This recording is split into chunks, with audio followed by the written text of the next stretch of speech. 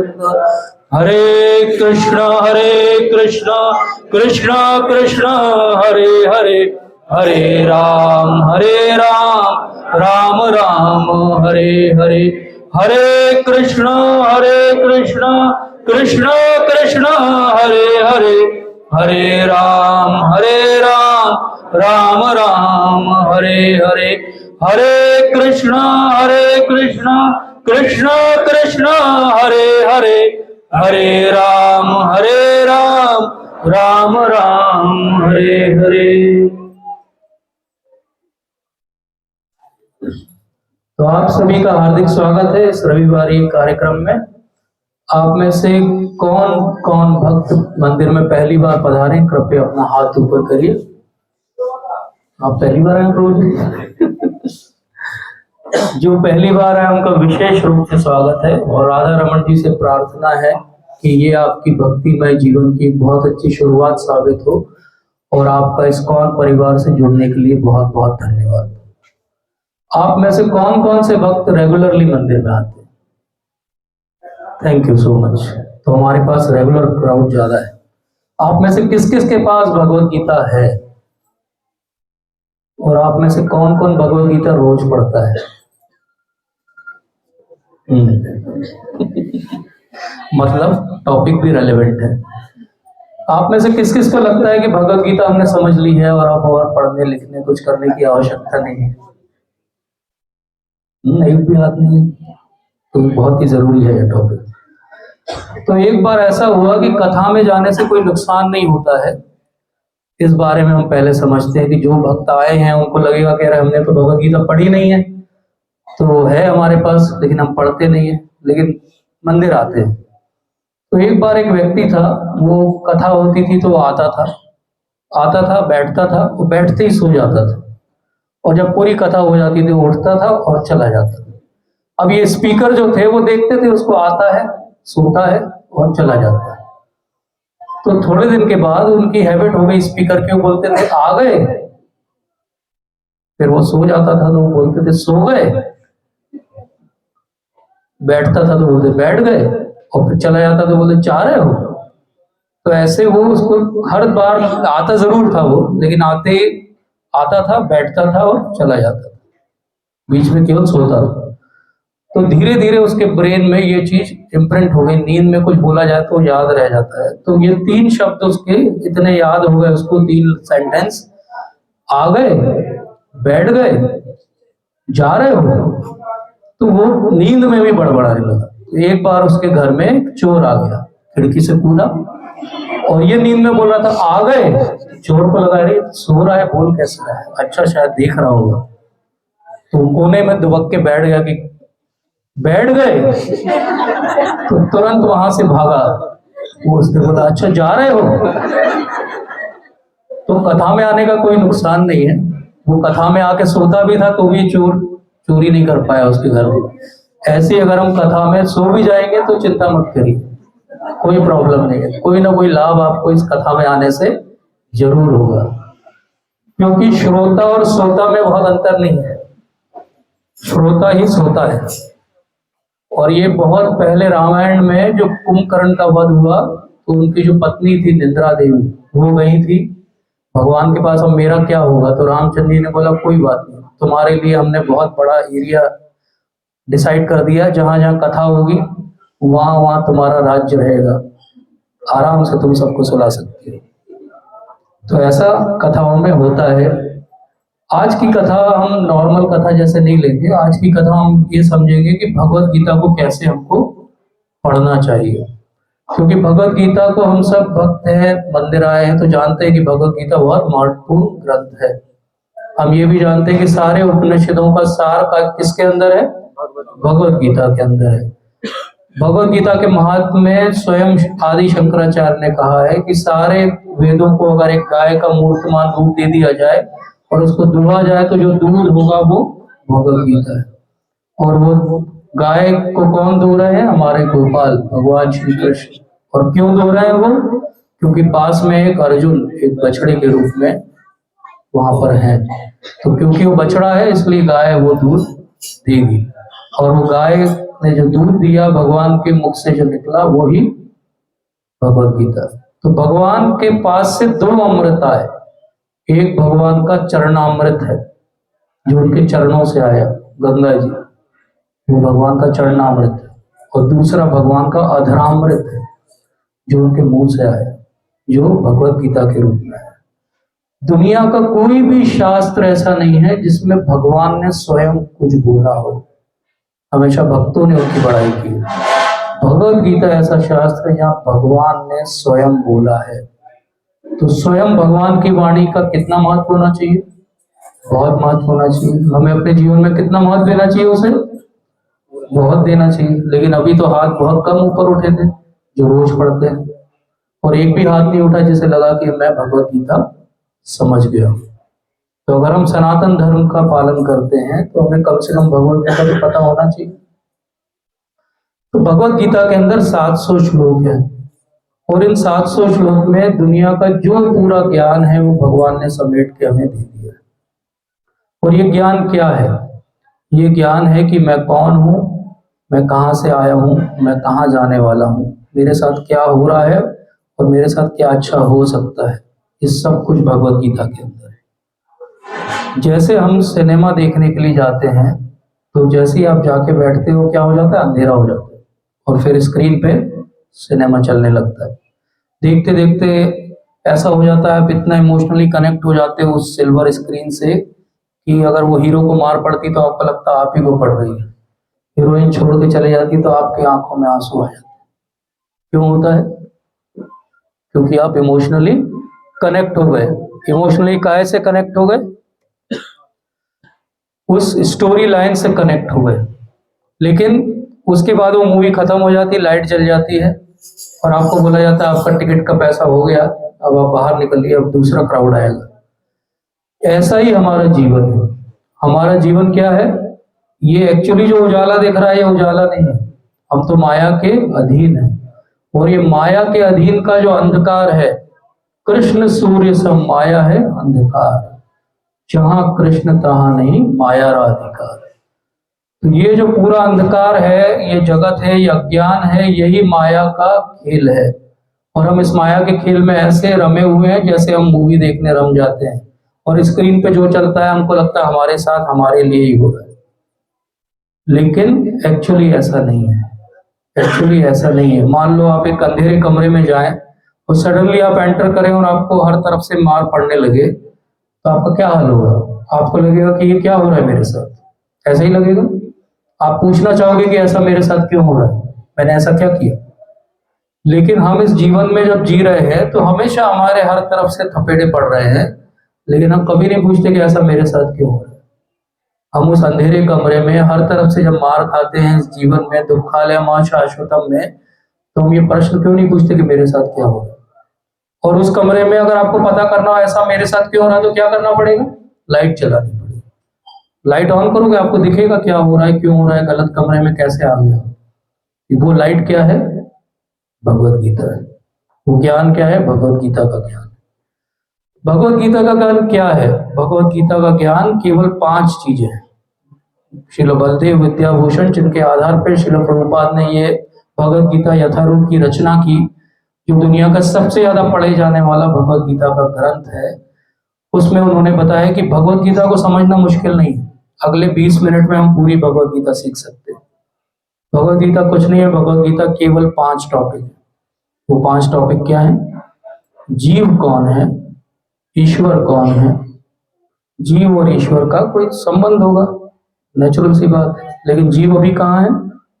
इस प्रकृति में है, माया में है। और जैसे ही जीव इस माया में आता है, 2 चीजें उस पर काम करने लगती है, एक कर्म और एक काल। काल अर्थात टाइम। हम सब पैदा होते हैं, बड़े होते हैं, बूढ़े होते हैं, मर जाते हैं, फिर पैदा होते हैं, फिर बूढ़े होते हैं, फिर मर जाते हैं। ये क्या है? ये टाइम है। और कर्म क्या है? पैदा होने के बाद मरने के बीच में जो कुछ हम करते हैं इस प्रकृति के 3 गुणों के अधीन रह के, वो सब कर्म है। भगवत गीता में क्या सिखाती है कि आप जो प्रकृति के अधीन रह के जो भी कार्य करते हो, अपनी प्रसन्नता के लिए सोचकर, वो आपके बंधन का कारण बनता है। अगर आप वही कार्य भगवान के लिए करने लगो तो वही काम आपको यहाँ से मुक्त कर देगा। तो भगवत गीता क्या सिखाती है? भगवत गीता सिखाती है कि कैसे जीव इस भौतिक बंधन को छोड़ के भगवान के पास जा सकता है। तो आपसे कोई पूछे, आपसे भगवत गीता आपकी समझ में आ गई, तो आप बोलेंगे आ गई। बहुत सिंपल है। भगवत गीता क्या है? एक जीव है, एक ईश्वर है, एक प्रकृति, एक काल है और एक कर्म है। 5 चीजें हैं, उनके बीच की इंटरप्ले है। हमको क्या करना है? हमको कुछ ऐसा करना पड़ेगा कि वो अंधेरे कमरे में लाइट जल जाए। और वो अंधेरे कमरे में लाइट कैसे जलेगी? कौन जलाएगा? अंधेरे कमरे में लाइट जलेगी, कोई हमें गुरु चाहिए। गुरु का अर्थ क्या होता है? जो हमें अंधकार से प्रकाश की ओर ले जाए। तो ऐसे महान प्रामाणिक आचार्य गुरु हुए श्रील प्रभुपाद। आप में से कौन कौन श्रील प्रभुपाद के बारे में जानता है? जो नहीं जानते उनके लिए मैं बताऊं कि आज तक इस विद्यमान जगत में कोई ऐसे महान आचार्य गुरु नहीं हुए जिन्होंने भगवत गीता का इतना प्रचार किया और भगवत गीता के बारे में इतना लिखा हो, बोला हो, और उनकी जो प्रकाशित ग्रंथ है वो दुनिया में 100 से ज्यादा भाषाओं में अनुवादित हो चुका हो, जिसपे बड़े बड़े प्रोफेसर्स ने ये टीका दी हो कि इससे अच्छा भगवत गीता को समझने का कोई माध्यम नहीं। और श्रील प्रभुपाद क्या कहते हैं अपने प्रस्तावना में? वो कहते हैं कि ये यथारूप है। यथारूप का अर्थ क्या है? Bhagavad Gita as it is. As it is का अर्थ क्या है? एज इट इज का अर्थ है जैसा भगवान श्री कृष्ण ने अर्जुन को समझाया वैसा का वैसा ज्ञान हमारे तक आ रहा है। ऐसा कब संभव होता है? जब वो परंपरा के माध्यम से आए। परंपरा क्या होती है? गुरु शिष्य परंपरा। एक गुरु ने अपने शिष्य को सिखाया, उस शिष्य ने अपने शिष्य को सिखाया, और वो ज्ञान जो भगवान ने जिस रूप में दिया था उसी रूप में हमारे तक आया। तो भगवत गीता हमारे पास है, एज इट इज है, यथारूप है। उसको बस हमें पढ़ना पड़ेगा। लेकिन पढ़ने और समझने के लिए हमें गुरु की आवश्यकता होगी। वो गुरु हमें बताएंगे कि इसको हम कैसे जीवन में अप्लाई कर सके। क्योंकि प्रॉब्लम क्या है? भगवत गीता हमने सबने पढ़ी है, एक बार प्रयास किया है, बोर हो गए, बंद कर दी है, या हमने अपनी जो पूजा घर है वहां पे रखी हुई है और रोज हम उसको प्रणाम करते हैं, लेकिन हम उसको पढ़ने की जहमत नहीं उठाते क्योंकि हमको लगता है बड़ा बोरिंग है। तो पहला स्टेज तो हमने क्रॉस कर लिया। ठीक है, भगवत गीता कौन सी पढ़नी चाहिए? यथारूप पढ़नी चाहिए। जो भगवान कृष्ण ने बोला वैसा ज्ञान हमें चाहिए, तो वो हमें मिल गई। अब हमें उसको किसी के अनुगत्य होके पढ़ना पड़ेगा। किसके अनुगत्य होंगे? जो गुरु होगा। तो हम श्रील प्रभुपाद के अनुगत्य हो गए। यथारूप में उन्होंने टीका दे दी हमें। अब हम इस भगवत गीता को पढ़ेंगे। अब पढ़ेंगे तो पहला पढ़ेंगे तो मैंने आपको एक फ्रेमवर्क बताया कि 5 चीजें हैं उसके अंदर। जब भी आप पढ़ेंगे तो इन 5 चीजों से कोरिलेट करके किसी भी श्लोक को देखिए कि वो ईश्वर की बात कर रहा है, वो जीव की बात कर रहा है, प्रकृति, काल, कर्म किसकी बात कर रहा है। ऐसे जब समझेंगे तो हमें धीरे धीरे भगवत गीता समझ में आने लगी। अब श्रील प्रभुपाद के जब तात्पर्य को पढ़ेंगे तो कई बार हमें लगेगा एक ही बात बार बार हो रही है, रिपीटेटिव है, ये बात तो बताई जा चुकी है। ये दूसरी स्टेज है भगवत गीता पढ़ने की। जब हम पढ़ना चालू करेंगे तो दूसरी स्टेज पे हमें लगेगा ये तो सब रिपीट हो रहा है, लेकिन उसको पढ़ते रहिए। क्यों पढ़ते रहिए? एक बच्चा था और उसके दादाजी थे। दादाजी के पास वो बच्चा आया और दादाजी को देखता था रोज भगवत गीता पढ़ते। दादाजी उसे भी कहते थे तुम भी भगवत गीता पढ़ा करो, तो वो भी प्रयास करता था, लेकिन नेचुरली उसको उतनी समझ में नहीं आती थी। तो वो कहता था कि मैं पढ़ता तो हूँ लेकिन सब भूल जाता हूँ तो मैं पढ़ूं कि नहीं पढ़ूं, और पढ़ूं तो कैसे पढ़ूं कि याद रहे। तो उसके दादाजी एक दिन बोले कि तुम ऐसा करो, ये सामने वो एक बर्तन था जिसमें वो कोयला भरते थे और किचन में यूज करते थे। वो बर्तन में बोले पानी भर के लाओ, बाल्टी जैसा बर्तन था वो। तो वो पानी भर के लाया, लेकिन उसमें बहुत सारे सुराख थे। तो जब तक वो वापस ऊपर चढ़ के आया जहां तक घर था नदी से, तो वो तो पूरा खाली हो गया था। तो उसके दादाजी ने बोला जाओ फिर से भर के लाओ। तो फिर से दौड़ के गया, दादाजी का आज्ञाकारी होता, फिर से भर के लाया, फिर लाया, फिर खाली हो गया। ऐसा 3-4 बार दौड़ा दिया उन्होंने संडे के दिन। तो इरिटेट हो गया, आखिरी में बोले क्या चल रहा है यार, आपको मालूम है इसमें इतने छेद है, इसमें तो पानी रुकने वाला नहीं है, मुझे आपने 5 चक्कर लगवा दिए, व्हाट इज दिस। तो दादाजी ने बोला अब देखो उस बर्तन को, तो वो बर्तन पूरा साफ हो गया था। तो दादाजी ने समझाया कि तुम भगवत गीता पढ़ते हो सकता है तुम्हें याद न रहे, हो सकता है तुम्हें लग रहा हो तुम्हें कुछ समझ में नहीं आया, लेकिन हर बार जब तुम भगवत गीता का एक भी श्लोक पढ़ रहे हो तो तुम अपने मन का मार्जन कर रहे हो, चित्त का शुद्धिकरण कर रहे हो, धीरे धीरे चित्त साफ होगा। और एक बार एक समय के बाद आपको वही परपट जो बोरिंग लगता था, वही टीका जो आपको लगती थी अरे क्या है, यही श्लोक जो आपको समझ में नहीं आता था, एक दिन एक बिजली चमकेगी और आपको सब कुछ समझ में आएगा। और वो सबके साथ होगा, जो भी सीरियस रहेगा, जो भी रेगुलरली पढ़ेगा, वो सबके साथ एक दिन ऐसा आएगा जिस दिन उसे समझ में आएगा अब मुझे भगवत गीता समझ में आने लगी। लेकिन वो प्रयास जो दौड़ भाग करने वाला है, पानी भरने वाला है, वो प्रयास जो करता रहेगा उसके साथ ऐसा होगा। जो वो प्रयास को बीच में रोक देगा उसकी चित्त की शुद्धि नहीं होगी, उसका मार्जन नहीं होगा मन का, और क्योंकि चित्त की शुद्धि नहीं होगी तो बात बनेगी नहीं। क्यों बात नहीं बनेगी? क्योंकि जो सबसे बड़ा रुकावट है भगवत गीता समझने में वो ये है कि हम उसको एक थ्योरेटिकल बुक की तरह समझना चाहते हैं, हमको उसको प्रैक्टिकल बुक की तरह समझना चाहिए।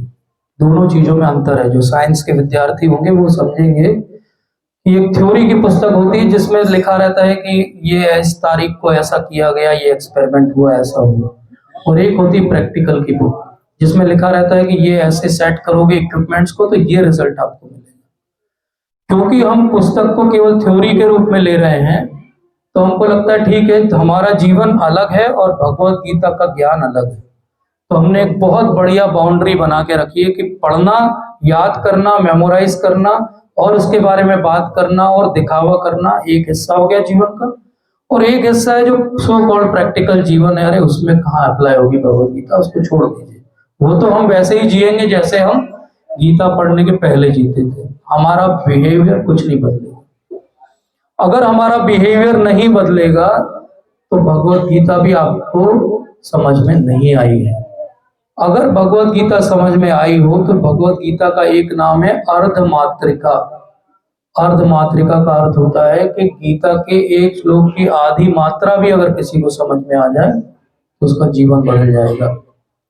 एक भगवत गीता के टीकाकार है माधवाचार्य, जो कि वैष्णव बहुत बड़े संत हुए। उन्होंने बोला है कि भगवत गीता के हर श्लोक के 1000 अर्थ होते हैं, 1000 मीनिंग्स। उन 1000 अर्थों में से 8 अर्थ ऐसे हैं जो मनुष्य योनि समझ सकती है, क्योंकि वो वायु के पुत्र हैं तो वो इस बात को जानते हैं। तो हर श्लोक के कितने अर्थ हैं? 1000। उनमें से कितने हम समझ सकते हैं? 8। लेकिन वो जो बहुत उन्नत चेतना वाले होंगे वो 8 अर्थ समझेंगे। जो हम साधारण व्यक्ति हैं वो कितने अर्थ समझ सकते हैं? अगर वो किसी का अनुगत्य होकर समझे तो हर श्लोक के कम से कम 3 अर्थ तो हर कोई समझ सकता है।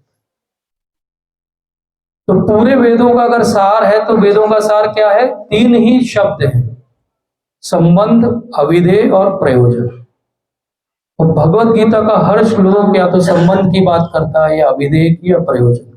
संबंध क्या होता है? जो हमने शुरू में बात की थी कि मेरा ईश्वर के साथ कुछ संबंध होगा, कुछ रिलेशनशिप होगी, ये संबंध है। अभिधेय क्या है? अगर मेरी ईश्वर के साथ कोई रिलेशनशिप है तो उस रिलेशनशिप को मैं कैसे जागृत करूं, मैं ऐसा क्या करूं कि वो रिलेशनशिप मेरी जागृत हो जाए।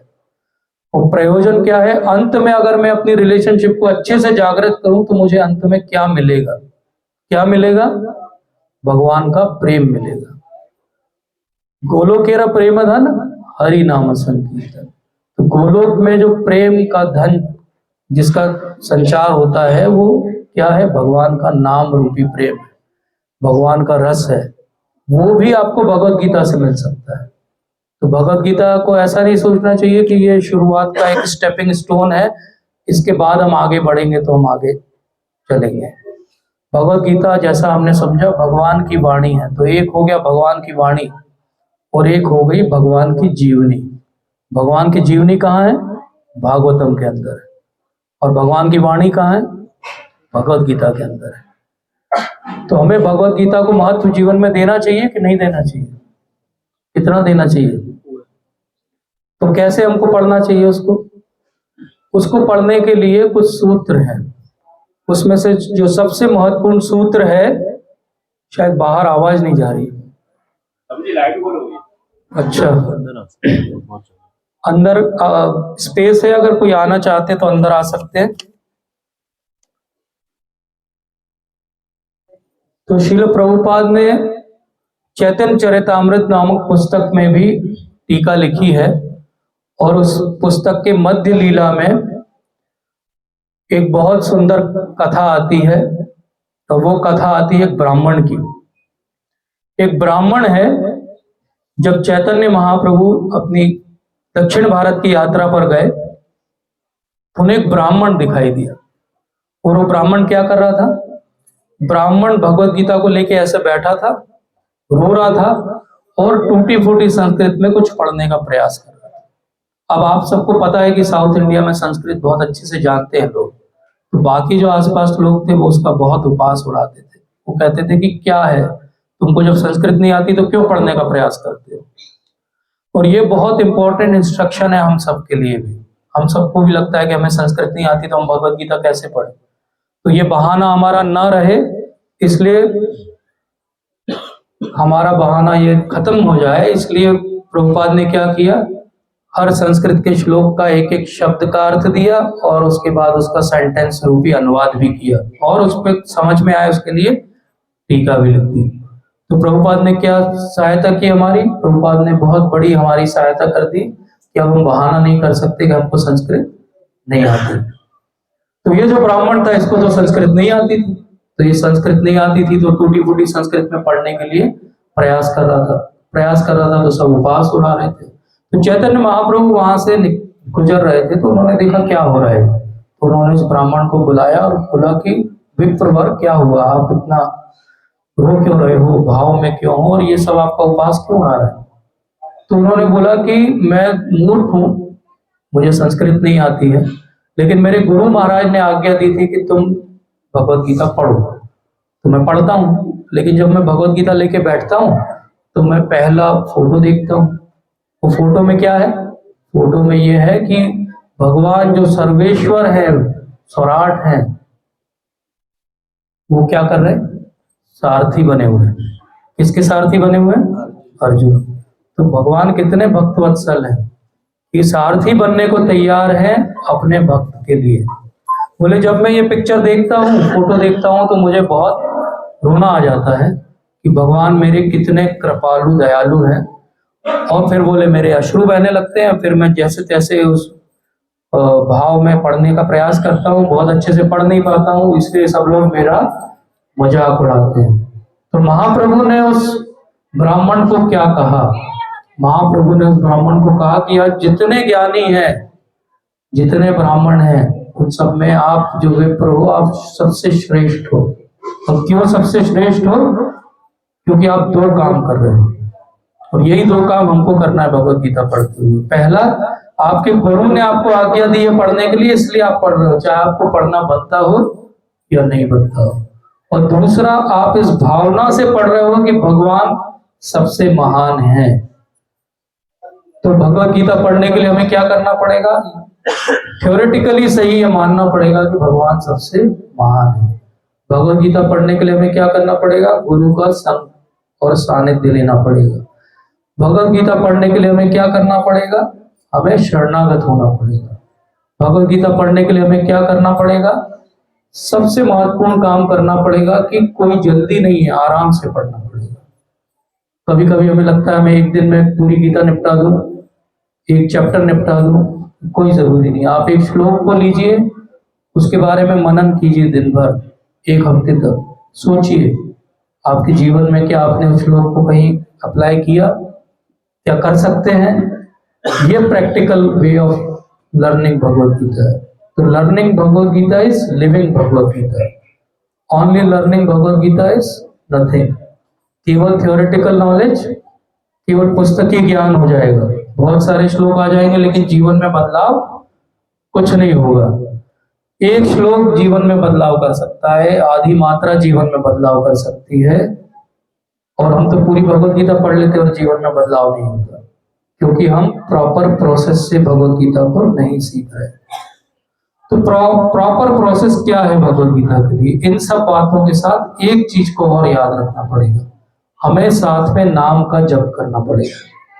अगर हम हरे कृष्ण कृष्ण कृष्ण हरे हरे, हरे राम राम राम हरे हरे, जब हम इस तरीके से नाम जप करेंगे, भक्तों का संग लेंगे, तो हमारी चेतना उस स्तर पर आएगी कि हमें भगवत गीता समझ में आना आरंभ होगी। उसके अलावा कोई उपाय नहीं है कि भगवत गीता आपको समझ में आए।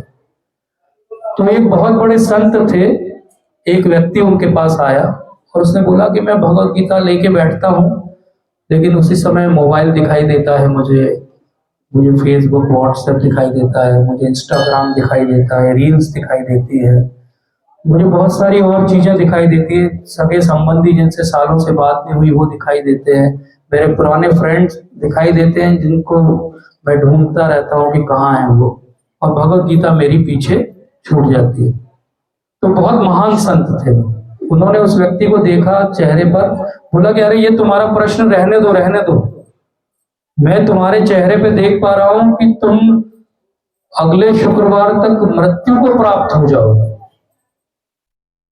तो वो डर गया एकदम, बोले मैं क्या पूछने आया था, इंस्टाग्राम फेसबुक की क्या कर दिया इन्होंने, मृत्यु को प्राप्त 7 दिन के बाद? बोले हाँ।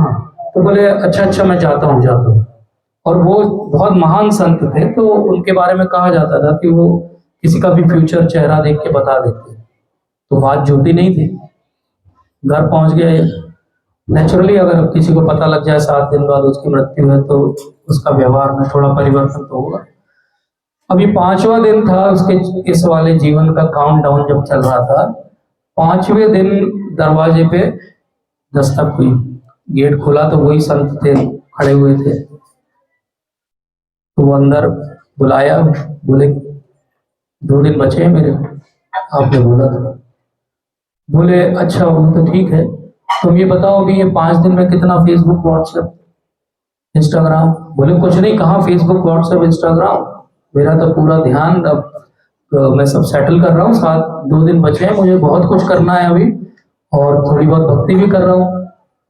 बोले अच्छा, मैं तुम्हें एक बात बताने आया था कि वो तो मैंने ऐसे ही कहा था, तुम 7 दिन में मरने वाले नहीं हो, लेकिन मैं तुम्हें एक सबक देना चाहता था कि जब तुम्हें पता चला कि तुम 7 दिन में मरने वाले हो, तो अपने आप जीवन की प्रायोरिटीज बदल गई। तो भगवत गीता हमारी प्रायोरिटी क्यों नहीं है? सीधी सी बात है, केवल इसलिए प्रायोरिटी नहीं है क्योंकि हमें लगता है कि भगवत गीता पढ़ लेंगे, ओल्ड एज में पढ़ लेंगे, किसी दिन पढ़ लेंगे, आज पढ़ने की क्या जरूरत है, कभी और पढ़ लेंगे, अभी तो यंग हो, अभी क्यों पढ़ते हो, अभी तो आप अपनी फैमिली का ध्यान तो बाद में पढ़ना। तो ये सारी बातें सबसे कॉमनली हमारे समाज में लोग कहते हैं, और इसीलिए हम भगवत गीता को साइड में रखते थे कि अभी मैं पहले जीवन जी लूं और फिर भगवत गीता पढ़ूंगा। लेकिन जीवन कैसे जीना है तो भगवत गीता में दिया है, अब वो तो पढ़ा ही नहीं हमने, और फिर हमने अपने तरीके से आसपास देख के जीवन जी लिया, और अंत में जब पढ़ा तो पता चला कि अरे ऐसे तो जीना ही नहीं था जीवन, तो क्या हो गया, सारा वेस्ट हो गया। तो इसीलिए भगवत गीता क्यों पढ़ना चाहिए? भगवत गीता इसलिए पढ़ना चाहिए कि जीवन हमें कैसे जीना है इसकी कला भगवत गीता सिखाएगी, और कोई तरीके से हम इस कला को नहीं सीख पाएंगे। और ये कला अगर हमने नहीं सीखी तो ये एक और जीवन नष्ट हो जाएगा हमारा। 84 लाख योनियों में मुश्किल से मानव का शरीर मिला है, तो ये नष्ट हो जाएगा। जब नष्ट हो जाएगा तो क्या करेंगे हम? कोई और उपाय नहीं है हमारे पास, कोई और उपाय नहीं है, केवल हम दुख को प्राप्त होंगे और कुछ नहीं होगा। तो इसीलिए भगवान बहुत स्पेसिफिकली समझाते हैं हमें कि भगवत गीता हमें बहुत ध्यान पूर्वक पढ़नी चाहिए, बहुत अच्छे से पढ़नी चाहिए और इस पे मनन करना चाहिए। केवल पढ़ने से कार्य नहीं बनेगा। मनन क्या होता है? जब जीवन में संकट आए तो हम नॉर्मली सॉल्यूशंस कहाँ ढूंढते हैं? अपने आसपास ढूंढते हैं, अपने सगे संबंधियों में ढूंढते हैं, कोई पावरफुल व्यक्ति में ढूंढते हैं। आज से अगर हम इतना बस बदल लें जीवन में कि जब संकट आए तो उसका उत्तर भगवत गीता में ढूंढने लगे, तो हमें भगवत गीता समझ में आना शुरू हो जाएगी। भगवत गीता को समझना कोई बहुत मुश्किल काम नहीं है, लेकिन प्रॉब्लम क्या है, हमारा असेसमेंट भगवत गीता के इम्पोर्टेंस को लेके बहुत कम है। और इस सब का कारण एक ही है कि हमारी शिक्षा पद्धति में हमको भगवत गीता कभी सिखाई नहीं गई। भगवत गीता के 2-4 श्लोक हम सबने पढ़े होंगे संस्कृत में, उसके अलावा हमें कभी जीवन जीने की कला ही नहीं सिखाई गई, और सबने बोला कि जीवन जियो, तो हम कैसे जीवन जिएंगे। इसीलिए बहुत महत्वपूर्ण है कि हम भगवत गीता को अच्छे से समझें। तो एक बहुत कॉमन श्लोक है भगवत गीता का जो हम सबको आता है, मैं उसके माध्यम से अगले 15 मिनट में आपको कुछ समझाना चाहता हूं कि हम भगवत गीता को कैसे समझते हैं, प्रैक्टिकल एप्लीकेशन। भगवत गीता का 4.7 किस किस को आता है? 4.7 कौन सा श्लोक है? मैं बोलूंगा तो सबको आता है, अभी किसी को नहीं आता है। मैं पहले बोलता हूं फिर आप लोग रिपीट करिए।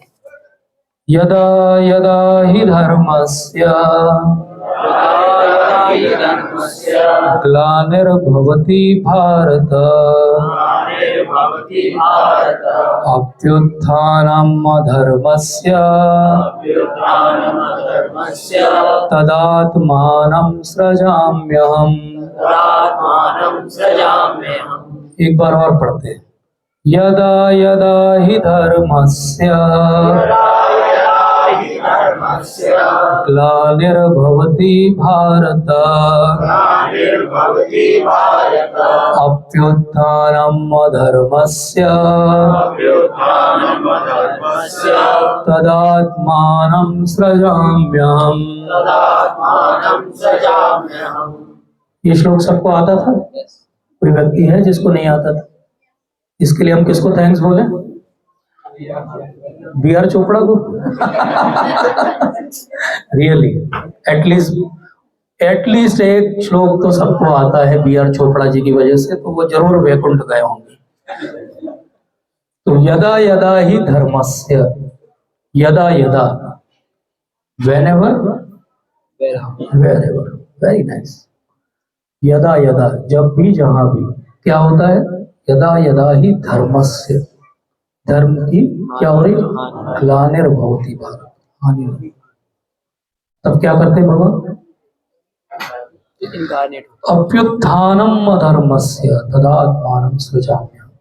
सबको पता है ये श्लोक, मीनिंग भी सबको पता है, पर क्या इतना ही है ये श्लोक? नहीं, इतना नहीं है। यही बात हम आज समझेंगे कि ये इतना नहीं है श्लोक। इस श्लोक के अंदर बहुत डेप्थ है, उसमें से थोड़ा सा आज हम शेयर करें। तो यदा यदा का अर्थ क्या होता है? यदा यदा का अर्थ होता है कि जब भी और जहां भी। तो बात ये उठती है कि जब भी और जहां भी, तो अभी भी धर्म की कोई बहुत अच्छी पराकाष्ठा तो नहीं हो रही है कलयुग में, तो भगवान आए क्या? ये सबसे कॉमन प्रश्न है जो लोग पूछते हैं। अच्छा, भगवान आते हैं जब धर्म की हानि होती है। धर्म की हानि तो कलयुग में सबसे ज्यादा है, तो भगवान कहाँ है? तो पहला प्रश्न तो ये उठता है। दूसरा, तदात्मानं सृजाम्यहम्।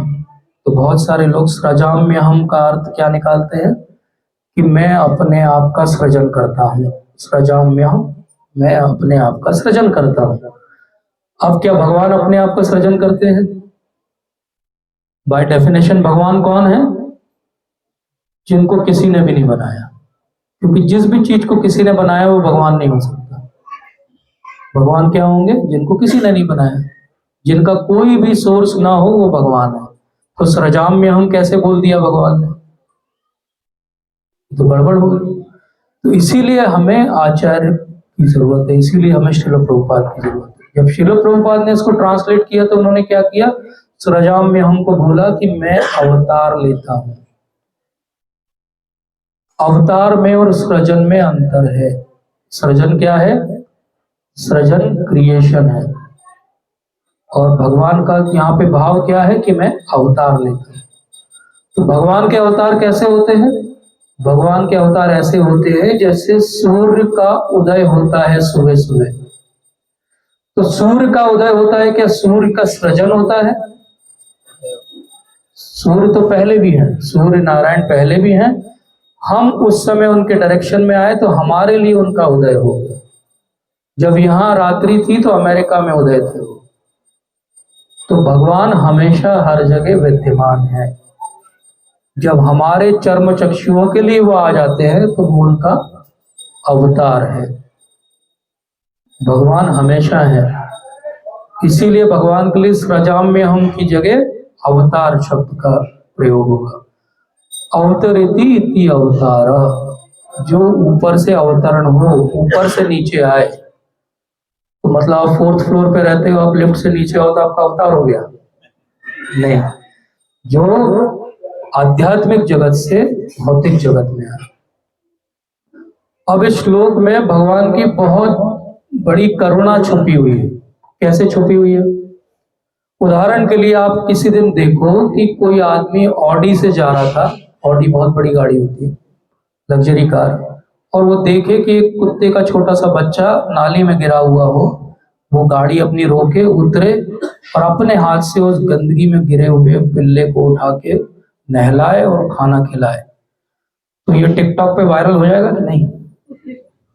हो जाएगा ना वायरल, इमोशनल वीडियो है, बढ़िया है ना? क्यों हो जाएगा वायरल? क्योंकि दया दिखाई। उसको क्या जरूरत थी ऑडी से उतर के आने? ऐसे ही भगवान जब अवतार लेते हैं, नीचे आते हैं, तो हमारे ऊपर दया दिखा रहे हैं।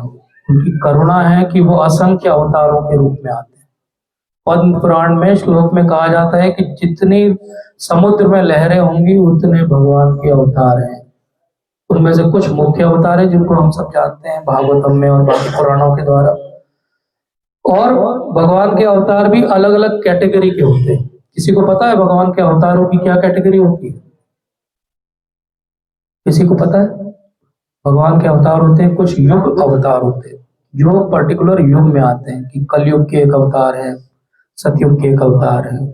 कुछ भगवान के लीला अवतार होते हैं जो केवल लीला करने के लिए आते हैं। कुछ भगवान के पुरुष अवतार होते हैं जो सृष्टि के क्रिएशन में सहायता करते हैं। कुछ भगवान के शक्त्यावेश अवतार होते हैं, जब भगवान स्वयं नहीं आते लेकिन किसी में शक्ति का आवेश कर देते हैं, जैसे श्रील प्रभुपाद भगवान के शक्त्यावेश अवतार है। तो इस प्रकार से अलग अलग रूप से अलग अलग तरह से अवतार भगवान भेजते हैं या स्वयं आते हैं, लुकिंग एट द कंडीशन। और उस समय जो देश काल परिस्थिति होती है उस आधार पे वो कुछ ज्ञान देते हैं। और वो ज्ञान का जो कंटेंट है और इंटेंट है, अर्थात जो उसमें बोला गया और जो उसकी भावना है, भावना हमेशा एक ही रहती है। वो भावना क्या रहती है? भगवान के प्रति प्रेम जागृत हो। लेकिन उसको कैसे प्रेजेंट किया जाता है वो अलग अलग हो सकता है। वो डिपेंड करेगा कि व्यक्ति की चेतना का स्तर क्या है। जैसे कि किसी धार्मिक ग्रंथ में अगर ये लिखा हो कि आपको अपने पड़ोसी को उतना ही सम्मान देना चाहिए जितना आप अपने आप को देते हो, तो इसका अर्थ क्या हुआ कि वहां पे उस समय वो पड़ोसी को भी सम्मान नहीं दे रहे थे, इसलिए ये बात धार्मिक ग्रंथ में बोलनी पड़ी। तो उनके चेतना का स्तर क्या है? अभी उतना नहीं है कि उनको सबसे बड़ी जो बात है आध्यात्मिक बताई जाए, लेकिन प्रयास क्या है भगवान का? हर अवतार के रूप में जब आ रहे हैं कि क्रमिक रूप से चेतना का लोगों का विकास हो और वो आगे बढ़े। इसीलिए जो सबसे बड़ा ज्ञान है वो क्या है? सबसे बड़ा ज्ञान भगवत गीता में, क्योंकि वहां पर ही भगवान कहते हैं अहम सर्वस्य प्रभो मत्तः सर्वं प्रवर्तते इति मत्वा भजन्ते मां बूढ़ा भाव समन्विता। ये बात वो किसी और ग्रंथ में नहीं कहते। क्यों नहीं कहते? क्योंकि उनको पता है भगवत गीता जो पढ़ेंगे उनका चेतना का स्तर उच्च कोटि का है, तो उनको ये बात समझ में आएगी। बाकी के लिए वो बात अभी नहीं है। और इसका उदाहरण श्रील प्रभुपाद इसी तात्पर्य में क्या देते हैं, बहुत सुंदर तात्पर्य, आप सब जाके पढ़िए। मैं जो भी बात कर रहा हूँ तात्पर्य के अंदर दी हुई बात ही कर रहा हूँ कि गणित के अंदर एक धन एक 1 + 1 2 होता है। ये 1 + 1 2 नर्सरी क्लास में भी होता है, ये 1 + 1 2 PhD के लेवल पे भी होता है। लेकिन PhD के लेवल पे जहाँ जो इंजीनियरिंग के विद्यार्थी वो जानते होंगे -1 -2 भी होता है, इमेजिनरी नंबर्स भी होते हैं, स्क्वायर रूट ऑफ -1 क्या होता है। तो ऐसे इलेक्ट्रिकल जो फिजिक्स है वो तो पूरी इमेजिनरी नंबर पे आधारित है। तो ये ज्ञान क्या हो गया? ये ज्ञान अगर हम एक छोटे बालक को देंगे और उसको बोलेंगे बेटा 1 - 2 करके बताओ, तो वो क्या बोलेगा? पिताजी ये तो हो ही नहीं सकता, क्योंकि हमारे टीचर ने बोला है कि माइनस तभी हो सकता है जब इधर बड़ा नंबर और इधर छोटा नंबर। तो ऐसे ही आध्यात्म के ज्ञान में भी स्तर है। 1 + 1 = 2। वो हमेशा होगा कि आपको अपने पड़ोसी को प्रेम करना चाहिए, लेकिन भगवान की प्रेम कितने कितने रसों में आदान प्रदान हो सकता है, ये अभी उसके लिए एक इमेजिनरी नंबर है जिसको 1 + 1 2 ही समझ में आ रहा है। लेकिन हम लोग क्यों भाग्यशाली है? हम लोग इसलिए भाग्यशाली है क्योंकि हमारा जन्म भारत में हुआ। हम इसलिए भाग्यशाली है कि मनुष्य के जीवन में है हम इसलिए भाग्यशाली कि हमारे पास भगवत गीता है। हम इसलिए भाग्यशाली है कि हम उसको पढ़ सकते हैं। हम इसलिए भाग्यशाली हैं कि भगवान ने हमारे रोटी कपड़ा मकान का इंतजाम किया हुआ है, समय निकाल सकते हैं।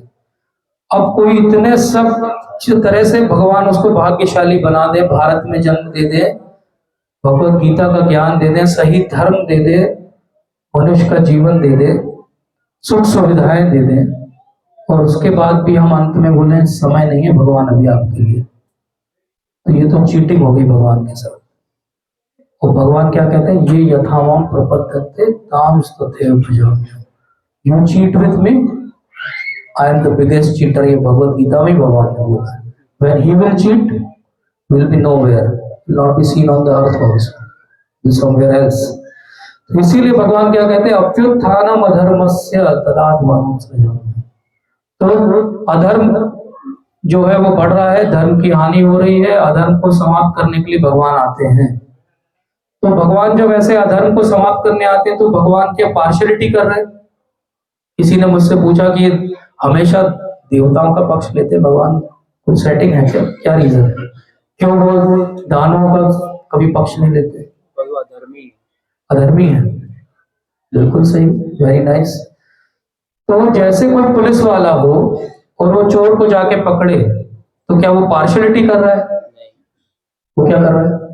धर्म का पालन कर रहा है। तो भगवान जब अधर्मी को कोई ताड़ना देते हैं तो क्या गलत कर रहे हैं? वो तो पुलिस वाले की तरह बिहेव कर रहे हैं। लेकिन हम लोग क्या समझते हैं? हम लोगों ने एक और बहुत गहरी बात है, ध्यान से समझिए। हमको लगता है कि भगवान आते रहे यहाँ पे, यहाँ अधर्मियों का नाश करते रहे और मैं यहाँ रह के बढ़िया एंजॉय करूँ। मतलब भगवान क्या काम करें आपके लिए? चौकीदार का काम करें, साफ सफाई वाले का काम करें, कचरा साफ करते रहे ताकि आप यहाँ दुनिया में एंजॉय करते रहो। नहीं, इसीलिए थोड़ा अधर्म वो बचा के रखते हैं कि आपको ये याद रहे कि ये दुखालय मां शाश्वतम है। अंत में आपको यहाँ से बाहर भगवान के धाम ही जाना है। यहाँ बहुत सुख सुविधाएं हो जाएगी। तो कई बार होता है कि जेल में अगर एसी मिल जाए, घर का खाना मिल जाए, बढ़िया मिल जाए, तो आदमी को लगता है बढ़िया है, घर वालों से दूर भी हो और सारी सुविधाएं भी है, कोई परेशान करने वाला भी नहीं। What is so good, it can never become better than this. But हुआ क्या? आपका लगाव जेल से ही हो गया। तो भगवान जानते हैं कि ज्यादा अगर शांति हो गई इस संसार में तो आदमी यहीं रह जाएगा। ऐसा होता भी है। इसीलिए बहुत जब उथल पुथल हो जीवन में, तब भगवत गीता का महत्व है। कैसे भगवान ने दर्शाया उसको? भगवान भगवत गीता कहाँ बोली?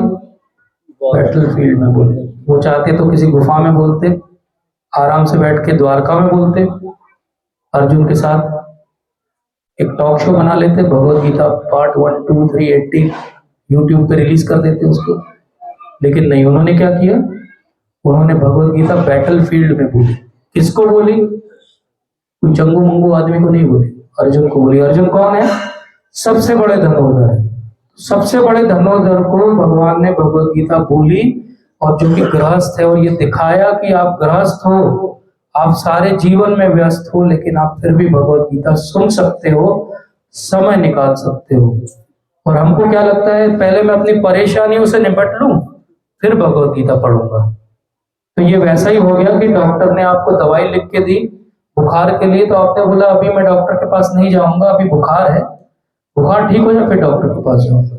अरे भाई, जब बुखार है तभी तो डॉक्टर की आवश्यकता है, जब बुखार है तभी तो प्रिस्क्रिप्शन की आवश्यकता है, जब बुखार है तभी तो आपको दवाई का सेवन करना पड़ेगा और परहेज करना पड़ेगा। तो जैसे कोई भी अच्छा डॉक्टर आपको दवाई लिख के देता है और परहेज भी बताता है, ऐसे ही भगवत गीता के अंदर भगवान श्री श्री राधा रमन जी की जय, भगवान भगवत गीता के माध्यम से हमें न केवल दवाई दे रहे हैं, हमें वो ये भी बता रहे हैं कि क्या परहेज करना पड़ेगा। और वो परहेज क्या है? वो परहेज है इसी श्लोक के अंदर। सरप्राइजिंग है ये बात। और वो है यदा यदा ही धर्मस्य ग्लानिर्भवति भारत। तो धर्म की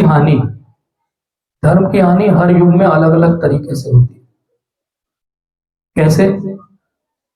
जो पुराने युग थे उसमें धर्म और अधर्म अलग अलग प्लैनेट्स पे रहता था, तो लड़ाइयाँ होती थी, तो अलग अलग प्लैनेट्स में लड़ाई होती थी। फिर उसके बाद में भगवान राम जी तक आते आते धर्म और अधर्म अलग अलग देशों कॉन्टिनेंट्स में रहने लगा कि श्रीलंका में रावण जी रह रहे हैं और अयोध्या में रामचंद्र जी रह रहे हैं। फिर उसके बाद में हुआ कि धर्म और अधर्म एक ही फैमिली में रहने लगा। भगवान कृष्ण आए तब तक कौरव पांडव एक ही भरतवंशी है, और कलयुग में धर्म और अधर्म दोनों यहीं रह रहे हैं, साथ ही में रह रहे हैं। तो एक हमारे बहुत महान भक्त है भक्ति तीर्थ स्वामी महाराज, उनको एक बार कैंसर हो गया और लास्ट स्टेज में थे, और उनसे मिलने श्रील प्रभुपाद के बहुत ही निकट के शिष्य सच्चिदानंद स्वामी महाराज गए। तो सच्चिदानंद स्वामी महाराज ने प्रणाम किया, अंत समय चल रहा है भक्ति तीर्थ महाराज का। तो उन्होंने उनसे पूछा कि मुझे कुछ ऐसा बताइए जो मुझे जीवन भर याद रहे आध्यात्म के बारे में। तो सोचिए, इमेजिन करिए ये सिचुएशन है कि एक आदमी अपने डेथ बेड पे है और एक बहुत महान भक्त उनसे पूछने जा रहे हैं, और वो ये पूछ रहे हैं कि मुझे बताइए कि क्या मैं ऐसा कुछ याद रखूं जीवन भर, मेरा भक्ति अच्छे से चल जाए। तो आप लोग भी ध्यान से सुनिए इसको। उन्होंने क्या बोला? उन्होंने बोला कि सचिनंदन, मुझे ये बताओ कि अगर दो कुत्तों की लड़ाई हो रही हो तो कौन जीतेगा? तो ये शॉक रहेगा, बोले क्या हो गया इनको, दवाई वही का असर हो गया क्या, ये क्या बात करने लगे? अब कुत्तों की लड़ाई, मैं तो बहुत सीरियस बात कर रहा था, इन्होंने क्या बोल दिया कुत्तों की लड़ाई? बोले हाँ, दो कुत्तों की लड़ाई हुई तो कौन जीतेगा? तो ये निरुत्तर हो गए, चुप हो गए, क्या बोले इनके सामने। तो उन्होंने बोला महाराज, मैं कुत्तों के बारे में ज्यादा नहीं जानता हूँ, आप ही बताइए क्या होगा। तो भक्ति तीर्थ स्वामी महाराज जो अपने डेथ बेड पे, उन्होंने बोला कि सुनो ध्यान से, अगर दो कुत्तों की लड़ाई हो रही है तो वो कुत्ता जीतेगा जिसको आप खाना खिलाओगे। ये एक आयरिश कहावत है एक्चुअली, कि अगर दो वुल्फ्स लड़ रहे हो तो कौन जीतेगा? जिसको आप फीड करोगे। तो हमने देखा कि जैसे जैसे समय डिटोरिएशन की तरफ जा रहा है, धर्म अधर्म हमारे अंदर आ गया है जो अलग अलग प्लेनेट पे था। अब धर्म और अधर्म दोनों अंदर है। अब आप किसको खाना खिलाओगे? जिसको खिलाओगे वो जीतेगा, जिसको नहीं खिलाओगे उसकी हानि हो जाएगी। भगवान कह रहे हैं यदा यदा ही धर्मस्य ग्लानिर्भवति भारत। ग्लानि क्यों हो रही है? क्योंकि हम अधर्म को फीड कराते हैं। और धर्म अधर्म क्या है? यंगस्टर्स के लिए तो मैं सिंपल सी बात कहता हूँ, धर्म अधर्म कुछ नहीं है। मोबाइल जिसमें इंटरनेट कनेक्शन हो और आपका कमरा अकेले हो, आपको वही धर्म है और अधर्म है। उस समय आप क्या करते हो वही धर्म है और अधर्म है, सिंपल सी बात है। आपके पास समय है 1 घंटे का, अब आप उस किसी की बुराई चुगलीखोरी में लगा देते हो कि आप उसे 1 घंटे में भगवत गीता पढ़ते हो, यही धर्म अधर्म है। जब भी आप चुगली कर रहे हो आप अधर्म को खाना खिला रहे हो, जब भी आप मोबाइल में कुछ और स्क्रॉल कर रहे हो आप अधर्म को खाना खिला रहे हो। और फिर आप कहते हो मेरा धर्म क्यों नहीं जीत रहा है? धर्म कैसे जीतेगा? अधर्म को आप खाना खिलाते हो फिर बोलते हो धर्म जीतेगा, कैसे जीतेगा? तो धर्म का खाना क्या है? धर्म का खाना है हरे कृष्ण मंत्र करना, धर्म का खाना है भक्तों का संग करना। जब हम ये करेंगे तब हमारे अंदर की चेतना का विकास होगा और अधर्म की अपने आप हानि हो जाएगी। तो जो प्रश्न लोगों ने उठाया था कि ये कलयुग में इतना अधर्म हो गया है तो भगवान क्यों नहीं आते, तो चैतन्य महाप्रभु ने क्या कहा? भगवान आते हैं, भगवान हरि नाम प्रभु के रूप में आते हैं। जब जब भी हम हरे कृष्ण कृष्ण कृष्ण हरे हरे, हरे राम राम राम हरे हरे कहते हैं भाव के साथ, तो भगवान हमारी जीव पर नृत्य करते हैं। भगवान हर समय हर क्षण अवतार लेते हैं। भगवान हर समय हमारे साथ में है। प्रॉब्लम क्या है? हमारा मुख दूसरी तरफ है, हमारा मुख तो अधर्म की तरफ है। अधर्म की तरफ क्यों है हमारा मुख? क्योंकि अधर्म हमें आज का प्लेजर देता है। आज मैं कुछ गलत करता हूं तो आज मैं एंजॉय करता हूं। और धर्म क्या है? धर्म ऐसा है जैसे एफडी करना, फिक्स डिपॉजिट करना। फिक्स डिपॉजिट करना, कोरा काटी करना किसी को अच्छा नहीं लगता, लेकिन अंत समय में जब परेशानी आती है तो वो ही आपके काम आता है। अंत काल में हम भगवान को तभी याद कर पाएंगे जब रोज याद करेंगे। और रोज याद करने के लिए हमको भगवत गीता पढ़ना पड़ेगी, शास्त्रों के हिसाब से हमारी बुद्धि को प्रखर करना पड़ेगा, ताकि हमारा मन हमें फिर अधर्म के रास्ते न ले जाए। तो अधर्म कोई बड़ी चीज नहीं है। अधर्म कुछ ये नहीं है कि जब मैं किसी का वध कर दूंगा तो वो अधर्म हो गया। अधर्म हर क्षण जो हम गलत निर्णय लेते हैं वो अधर्म नहीं है। तो हम कम से कम अपने घर में ऐसा सिस्टम बना सकते हैं, सुबह या शाम जब भी समय हो, रोज एक भगवत गीता का श्लोक पढ़िए। टूटी फूटी संस्कृत में भी चलेगा, महाप्रभु ने कहा है, और उसका मीनिंग पढ़िए 3 बार और उसका तात्पर्य पढ़िए। इतना अगर हम आज से चालू करते हैं तो भगवत गीता के अंदर 700 श्लोक हैं। लगभग 2 साल में हमारी पूरी भगवत गीता अच्छे से पढ़ के हो जाएगी, बिना कोई समय एक्स्ट्रा दिए। और जब आप पढ़ना चालू करेंगे तो आपको 2-3 महीने बाद रियलाइज करेंगे आपकी सोच, आपका पूरा जीवन शैली सब कुछ बदल जाएगा। क्योंकि ये भगवत गीता वो भगवत गीता है जिसने हिप्पी अर्थात वो लोग जो ड्रग्स लेते थे, जिनके लिए पर स्त्री गमन रोज की बात थी, जो किसी को कुछ नहीं समझते थे, समाज को, गवर्नमेंट को, किसी को नहीं। और प्रभुपाद 70 साल की आयु में जब अमेरिका में गए और उन्होंने उनके सामने ये भगवत गीता रखी, और कुछ ही समय में प्रभुपाद के अनगिनत शिष्य बन गए, 108 से ज्यादा मंदिर बन गए, इतने सारे भक्त बन गए, और इतनी बड़ी international society for Krishna consciousness बन गई। कैसे बन गई? क्योंकि इस भगवत गीता के अंदर वो पावर है। तो अगर वो हिप्पीज को हैप्पीज बना सकती है, तो हम तो फिर भी भारत भूमि पे जन्म लिए सनातन धर्म को पालन करने वाले लोग हैं, हमारे लिए वो कहां तक ले जाएगी? तो अच्छे से भगवत गीता पढ़िए। आप में से कौन कौन आज ये प्रण करेगा कि हम रेगुलर भगवत गीता का एक श्लोक पढ़ेंगे? हाथ ऊपर करिए। बहुत बहुत धन्यवाद। मैं हाथ जोड़ के फिर से आप सबको रिक्वेस्ट करूंगा, जिन्होंने हाथ ऊपर नहीं किया है, हो सकता है शायद वो एक से ज्यादा श्लोक पढ़ते होंगे इसलिए नहीं किया होगा, पर अगर उनमें से कोई है जो और सोचे हम इस बारे में शाम तक और निर्णय लें कि एक श्लोक पढ़ने में ज्यादा से ज्यादा 4 या 5 मिनट का समय है। भगवान जिन्होंने 24 घंटे दिए हमें, ये हर सांस दी है और ऑक्सीजन दी है, जो कोरोना में हमें 8-10 हजार रुपए रोज की पड़ रही थी, वो फ्री की है। अगर भगवान इसका बिल भेज देंगे किसी दिन कि आप 30 साल के हो गए, आपने इतनी ऑक्सीजन खपत की है, इतना बिल हमें पे कर दीजिए, तो हम कहां से करेंगे? इसलिए भगवान के लिए हम कैसे धन्यवाद ज्ञापित करेंगे? एक ही तरीका है, भगवत गीता पढ़ के उनके ज्ञान का अनुसरण करके। तो आप सबका बहुत बहुत धन्यवाद। अगर कोई प्रश्न हो, कोई टीका हो, कोई टिप्पणी हो तो कर सकते हैं। Thank you so much. जी प्रभु जी, हरे कृष्ण प्रभु जी। प्रभु जी, प्रेम, दया, करुणा, इनमें क्या अंतर है? और प्रभु जी हमसे क्या करते हैं? प्रेम करते हैं, दया करते हैं, करुणा? कौन? भगवान सब कुछ करते हैं, आप जैसा उनके साथ बिहेव करेंगे वैसा करते हैं। मैं, मेरा और प्रेम, दया और करुणा। प्रेम, दया और करुणा, वेरी नाइस क्वेश्चन।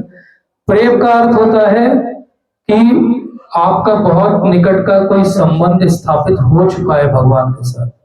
जैसे भगवान का जो उनके नित्य पार्षद हैं, उनके साथ जो संबंध है उसको कहते हैं प्रेम।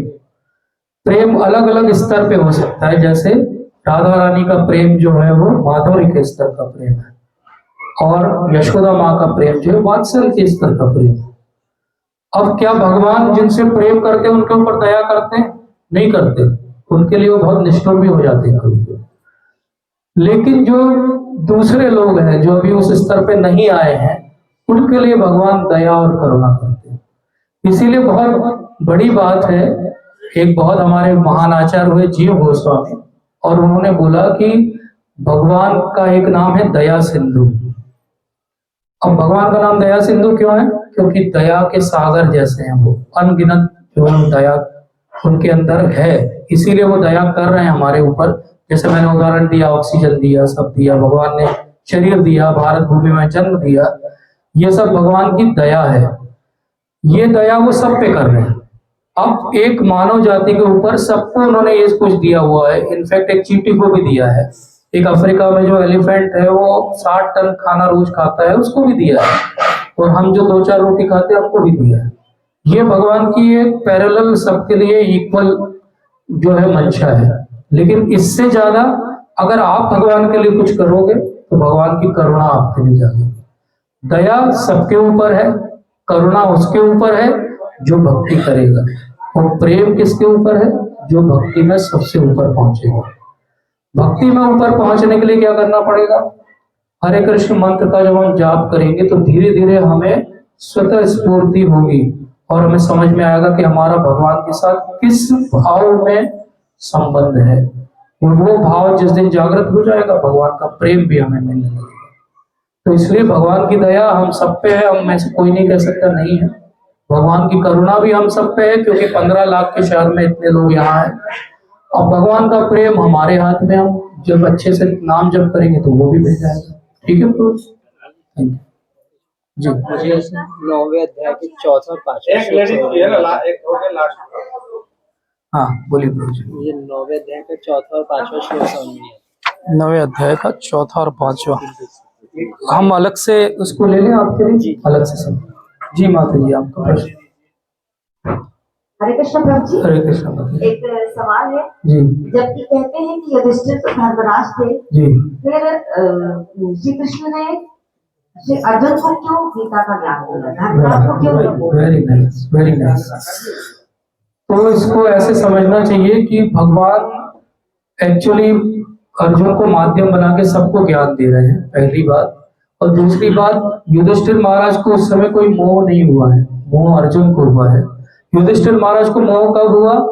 वो आपको भागवतम पढ़नी पड़ेगी। भागवतम के प्रथम स्कंद में आप पढ़ेंगे कि जब कुरुक्षेत्र की लड़ाई खत्म हो गई तब युधिष्ठिर महाराज को भी मोह हुआ कि मेरे कारण इतने लोग मारे गए। जब वो उनका तर्पण करने के लिए गए तो उन्हें लगा कि ये तो बहुत बड़ी गलती हुई। भगवान कभी स्वयं ज्ञान देते हैं, कभी वो अपने भक्तों के माध्यम से ज्ञान देते हैं। युधिष्ठिर महाराज को भी सेम ज्ञान मिला, लेकिन उसके लिए माध्यम उन्होंने भीष्म पितामह को बनाया। तो उन्होंने सबको एकत्र किया और बोला चलो भीष्म पितामह के पास चलेंगे, और भीष्म पितामह ने उनका शोक का निवारण किया। तो जो जब मोह में शोक में आएगा उसको भगवान ज्ञान देंगे। तो उस समय अर्जुन आया इसलिए उन्हें मिला। ठीक है जी। प्रभु जी, जैसे अपन मटेरियल लाइफ में कुछ भी करते हैं, तो जैसे किसी को कोई गाना सुनना बहुत पसंद है तो वो बार-बार गाने सुनेगा, तो टाइम के बाद वो उससे बोर हो जाएगा। बिल्कुल। या फिर किसी को कुछ खाना पसंद है तो बार-बार खाएगा तो वो एक टाइम से करके उससे भी बोर हो जाएगा। यस। और वैसे किसी को अगर भगवत गीता पढ़ने का बहुत ज्यादा उत्साह है, अगर वो 3-4 दिन में एक पाठ खत्म करके, मतलब 3 महीने में या 4 महीने में एक पूरा भगवत गीता खत्म करके, एक साल में 3-4 बार भगवत गीता खत्म कर देते हैं। और अगर वो ऐसा 20 साल तक करता है तो वो 180 से 200 तक बार पढ़ लेगा। तो क्या उसके साथ भी ऐसा ही होगा कि उसको भी ऐसा लगने लगेगा कि यार कोई पढ़ रहा है बार-बार? बहुत अच्छा प्रश्न, बहुत अच्छा प्रश्न। Very nice. And we should understand the difference between two things. एक भौतिक वस्तुएं होती हैं, भौतिक वस्तुओं की खासियत क्या है? जब तक आपके पास नहीं आती है तब तक आपको उससे बहुत ज्यादा अटैचमेंट रहता है। जैसे एक बच्चा है, उसको कोई खिलौना अगर पसंद आ गया तो पीछे पड़ जाएगा। जिस दिन उसको वो खिलौना मिल जाएगा 1-8 घंटे खेलेगा और फिर भूल जाएगा। भौतिक वस्तुओं के साथ नॉर्मली ऐसा होता है। इसीलिए कोई गाना आप बहुत दिन नहीं सुन सकते, कोई मूवी आप बार बार नहीं देख सकते, कोई मैच आप बार बार नहीं देख सकते। लेकिन आध्यात्मिक वस्तुओं की एक क्वालिटी है जिसको कहते हैं नित्यम नवीनम। तो हर समय वो नवीन हो रही है, नई हो रही है। जैसे भगवान श्री कृष्ण के अगर हम दर्शन करें तो हम कभी भी उससे सैचुरेट नहीं होंगे। क्यों नहीं होंगे? क्योंकि भगवान कंप्लीट है, लेकिन वो फिर उससे इनफाइनाइटली कंप्लीट हो जाते हैं। तो ये अभी हमारी भौतिक बुद्धि ये नहीं समझ सकती कि कैसे भगवान कंप्लीट है तो फिर वो और कंप्लीट कैसे हो जाते हैं। अगर वो परफेक्ट है तो मोर परफेक्ट हो जाते हैं, मोर परफेक्ट है तो मोस्ट परफेक्ट हो जाते हैं, मोस्ट परफेक्ट है तो अल्ट्रा परफेक्ट हो जाते हैं, लेकिन भगवान को देख के हमारा कभी भी सेचुरेशन नहीं होता। तो भक्ति सिद्धांत सरस्वती ठाकुर महाराज ने तो इनफैक्ट बोला है कि सबको कम से कम भगवत गीता 108 बार पढ़नी चाहिए, तब समझ में आएगी। तो कोई बुराई नहीं है, ऐसा पढ़ना चाहिए, वो कभी सेचुरेट नहीं होगा। ठीक है, क्योंकि एक एक श्लोक के 1000 अर्थ हैं, 700 श्लोक हैं, अब आप गिनिए इतने सारे अर्थ हैं। ठीक है, ठीक, थैंक यू प्रभु जी। तो आप सभी का बहुत बहुत धन्यवाद। वांछा कल्पतरुभ्यश्च कृपा सिन्धुभ्यैव च पतितानां पावनेभ्यो वैष्णवेभ्यो नमो नमः। जय श्री कृष्ण।